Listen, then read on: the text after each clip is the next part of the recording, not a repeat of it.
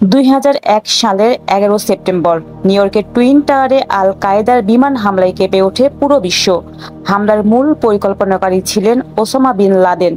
এরপর থেকে তাকে ধরতে মরিয়া হয়ে ওঠে মার্কিন সেনারা।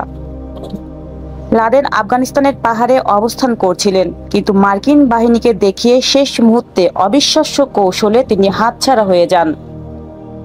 ঘটনার 14 বছর পর সিআইএর সাবেক কর্মকর্তা জন কিরিয়াকো প্রকাশ করেছেন চাঞ্চল্যকর তথ্য।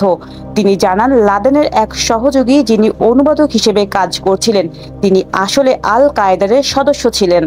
মার্কিন সেনারা ভেবেছিল লাদেনকে ঘিরে ফেলেছে, কিন্তু অনুবাদকের মাধ্যমে বার্তা পাঠিয়ে লাদেন জানালেন, প্রথমে নারী ও শিশুদের নিরাপদে সরানো হবে, তারপর তিনি আত্মসমর্পণ করবেন। রাতে মার্কিন সেনারা নারী ও শিশুদের বেরিয়ে যাওয়ার অনুমতি দেন, কিন্তু ভোরে গুহায় পৌঁছে দেখেন লাদেন সহ সবাই উধাও। সীমান্ত পেরিয়ে পাকিস্তানে পালিয়ে যান। কিরিয়াকোর মতে, লাদেন রাতে নারীর ছদ্মবেশে একটি ট্রাকের পেছনে চড়ে আফগানিস্তান ছাড়েন। বিশ্বাসঘাতকতার খবর পৌঁছালে তারা অনেক দূর চলে গেছে।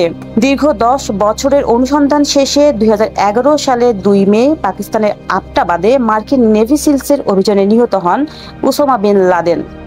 এক ব্যর্থতা থেকে এক সাফল্যের গল্প। ইতিহাসের সবচেয়ে আলোচিত মানহান্ট সফলভাবে শেষ হয়। ডেস্ক রিপোর্ট, জান্নাতুল জান্নাত, জেড টিভি বাংলা।